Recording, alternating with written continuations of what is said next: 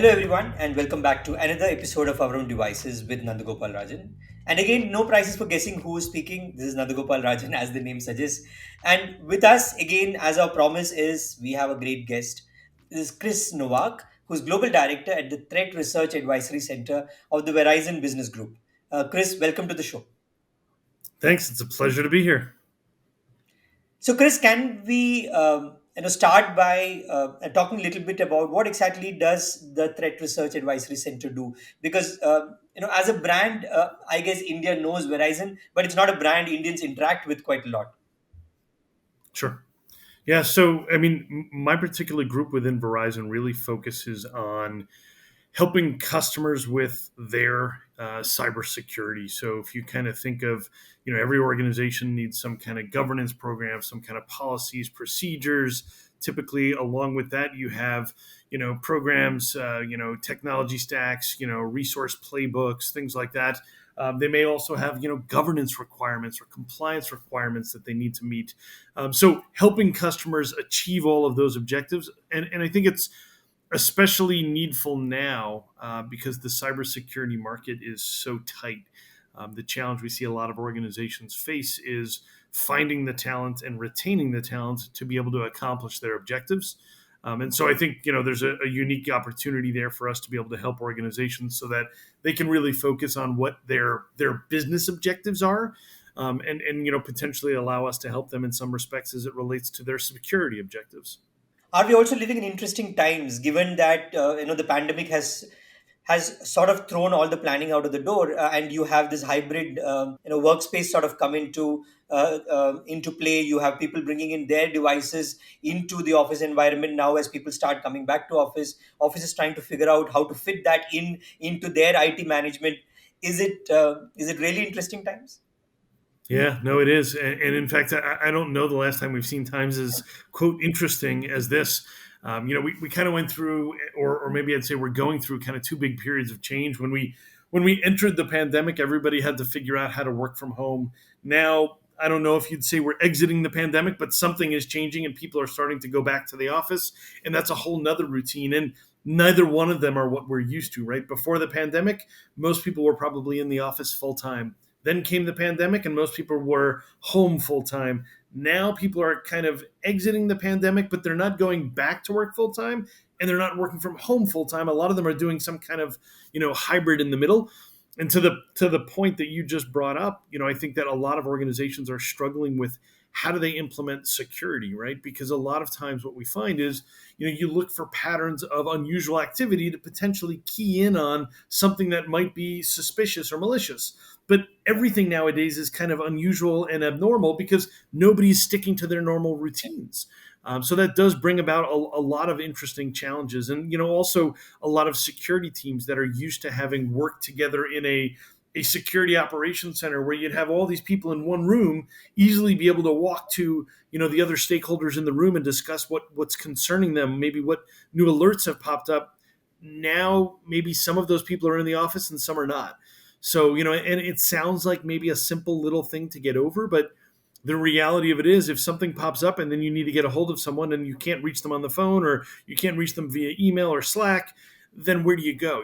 You're kind of stuck in some respects. So what we're finding is it's also slowing down a lot of the machinery that maybe was very well oiled and working before the pandemic, and increasing the number of incidents organizations are facing, as well as elongating the time it takes them to discover and detect they even had an incident in the first place.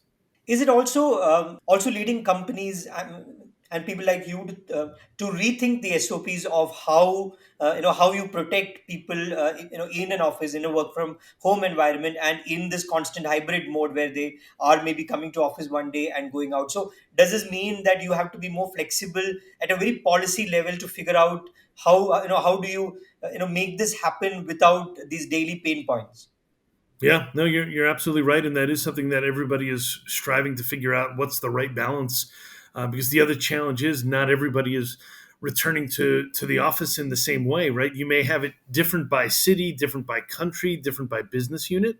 So the SOPs that maybe you had before that were kind of standard everywhere, now you might not even be able to do that, right? You might have colleagues in the United States that are returning one way, colleagues in UK returning in a different pattern, colleagues in India returning in a different pattern, and Singapore in a different pattern. And so now that presents a whole lot more overhead and challenges in terms of managing that, monitoring that.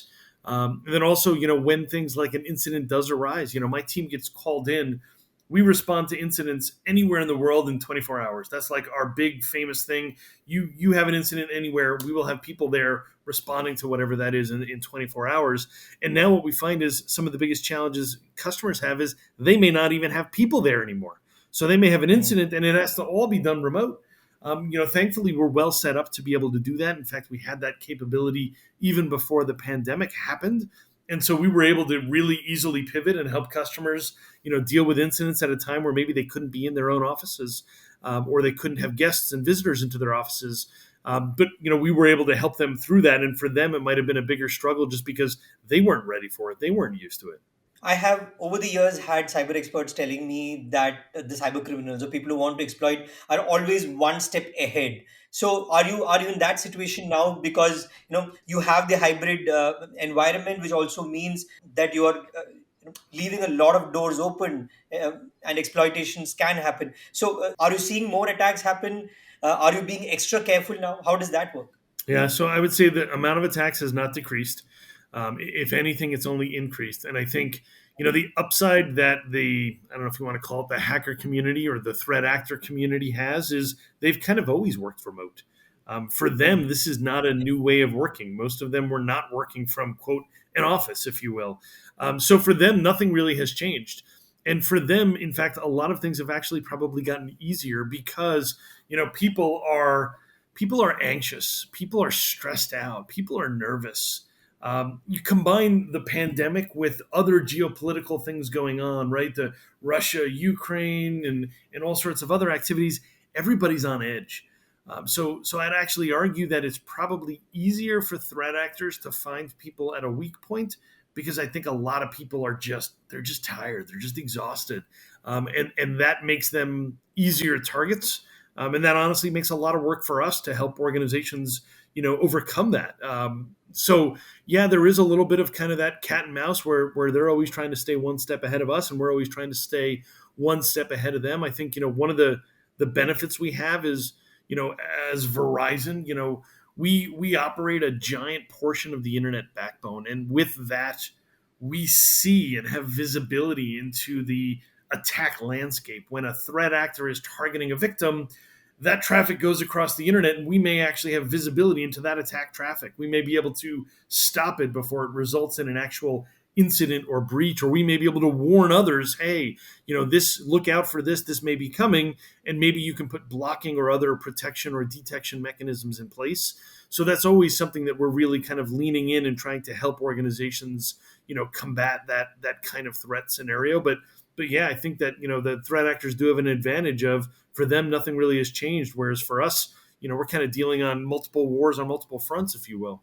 It is interesting that you brought up the conflict in Europe right now, and it's in Europe. That's the big thing. It's not happening in a Syria or in Afghanistan where you could look the other way. It's not going to really impact you. You finally have something that's maybe it's already impacting you in many ways when it comes to inflation and things like that. But also like a country like Russia is a very important player in the internet, so to say. So our companies, especially, you would have clients who are in the critical industries and sectors which could be vulnerable to any kind of a cyber attack. Are they being extra careful? What are the things that they're looking out for, or is it not something that you should really be worried about? It's just the same. No, I think it's very different, very changed, and I don't like to make people worry, but what I always say is the role that I play, it's kind of like being a doctor in the emergency room of a hospital.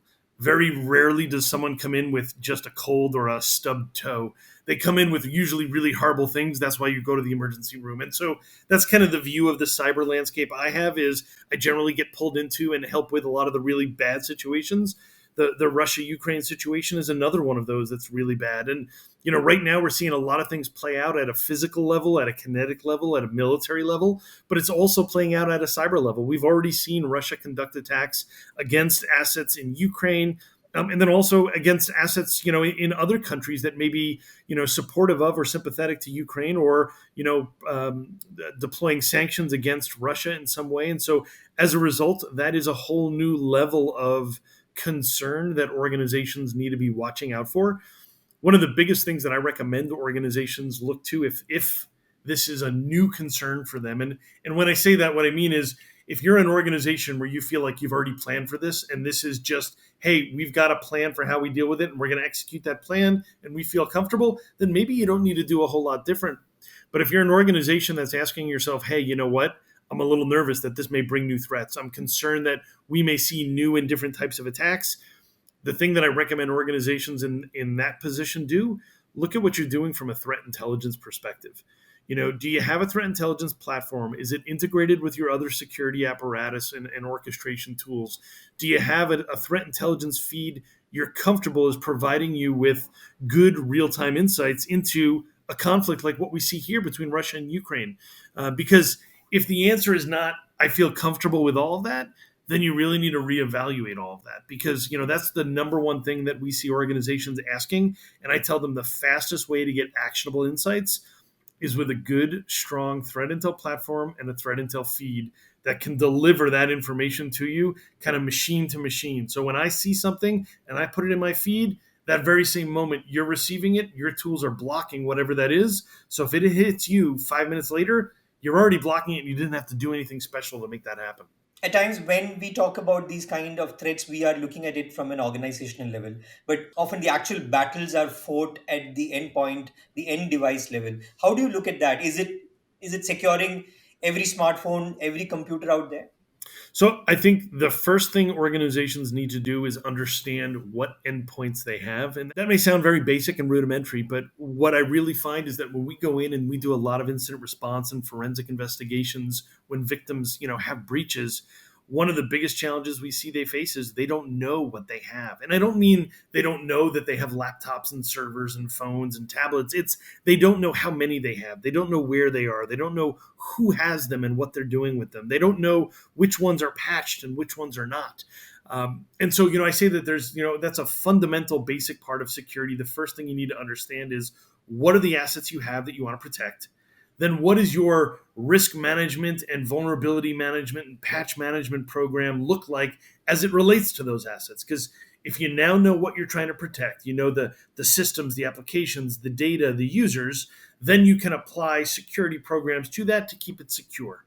But if you don't understand the assets, the rest of that all falls apart. In a 5G world, are those assets also becoming more fluid, in the sense that you have so many new devices which are connected, new endpoints that could be targeted in different ways? Yeah, so I think the beauty of and the benefit of 5G is that I think it's going to allow people and organizations to do a lot more than they ever could before. Things that were previously unimaginable now become reality, which is great. I think the thing that organizations need to be mindful of is, just like when we built out data centers and we moved to cloud computing, the more assets you put out there, the more you need to secure. If you only have one thing, that's only one thing to worry about. If you've got 1,000 things or 1,000,000 things, well, now suddenly your landscape of what you need to be thinking about has grown. And typically that may also mean it's become more complicated to manage. So I don't think 5G in and of itself presents any security concerns for me. I think it's the pure element of, if you're going to go from being a 1 to 1,000 or a 10 to 1,000,000 endpoint organization, and 5G may be the medium that you use to make that happen, great that that works for you in terms of making it scale, but make sure that you're also looking at what you're doing on those endpoints to make sure that you've got, kind of going back to my earlier point, a good understanding of the asset inventory and what you're doing to protect it. So, Chris, if you had to give advice to companies on maybe the five things that they need to do right now, given the entire change in the threat landscape, what would those be? Sure. So I'd say, if you're looking at, just a handful of things that I'd recommend, one is, without a doubt, is the asset inventory, right? As I mentioned before, if you don't know what assets you have, you're going to really struggle to protect them. The other thing is a risk management program, right? What are you doing to actually apply security against all of those assets? And then a third thing is, what are you doing to look at your supply chain? We see a tremendous amount of activity happening that is not directly impacting you and your organization. It may be you rely on a third party, or even crazier, you may rely on a third party who relies on a third party who relies on another third party. Do you have visibility and confidence in the security of your supply chain? Because that third party risk can be real and it can be just as catastrophic as an event in your own environment. And you're going to own the liability, you're going to own the brand damage when that event happens. So you might as well have some control over the security of it as well. The other thing that I also tell organizations to be looking at is operational technology, or OT, and industrial control systems, because that is an often forgotten element of a cybersecurity program. I think historically we've looked very closely at data security, and we've been largely concerned around our PII, our healthcare data, our financial data, all very important things, right? None of us would want our data out there, or our data lost, or our data stolen.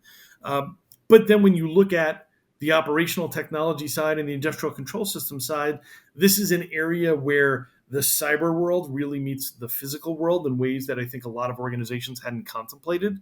And there's a real risk to potential, human life and safety in ways that data security really, doesn't compare. So I'd say that that's another big piece. And then I'd say probably the last one that I'd say is around threat intelligence, knowing what's going on in the world around you, and how you're going to position your cybersecurity to deal with that. Because if you don't have a good, strong view, if you don't have really good telemetry and visibility and situational awareness, you're going to struggle when that event hits you to know what to do with it. So when you're having these conversations with companies, are they receptive? Because it's again, I guess a lot of them are already at the height of what they thought had to be done. Now you're saying, hey, push it a little bit more. So are they receptive, or are they okay with okay with where they are? They don't really want to change much. I would say that they're tired. I would say that they feel like they've been through a really hard fought battle getting through COVID. Anybody who's had to deal with security through COVID knows that's been a journey. So I think they're tired, but I think they're receptive. And I think the reason why that is that I think most people who are really considering themselves to be security people understand that security is a journey that unfortunately has no end, right? It's not a marathon that we know when we get to the last mile, I cross the finish line and it's over and I can relax. It is something where that race goes on for eternity, because you're always racing against someone else and they're never stopping. And so in reality, that journey is something you have to prepare yourself for, that you get to a certain point, you say, okay, this is good. What do I do next? And what I encourage most organizations to be looking at is a roadmap. Have a security roadmap or journey that looks, generally, I'd say, looks 5 years out. But every year, reevaluate it, right? So the first year you do it, you build a 5 year plan. Then when you get into year two, you extend that by another year. So you've always got a 5 year plan. And I think the thing that at least gives a lot of security people comfort is having a sense of direction and purpose. If you've got a 5 year plan, you can kind of see the road. You're doing that marathon, you can kind of see what the next 5 miles look like. And every time you go a mile, they add another mile, but you can still see what the end kind of journey looks like. And you just keep extending it and you keep going. And I think that kind of is almost a little bit more tolerable than the perception that it just never ends. So this journey is basically it's actually a marathon which you end and you find yourself on a treadmill. Yeah. And I'm not a big Yeah. fan of treadmills, but that's probably a good way of putting it.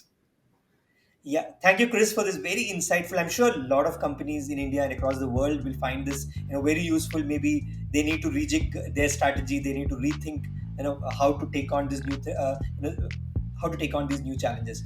Thanks a lot, Chris, for being on the show. Yeah, my pleasure. Thank you for having me. This is Nandagopal Rajan saying bye again after a great session with Chris Novak of Verizon. Thank you, Chris.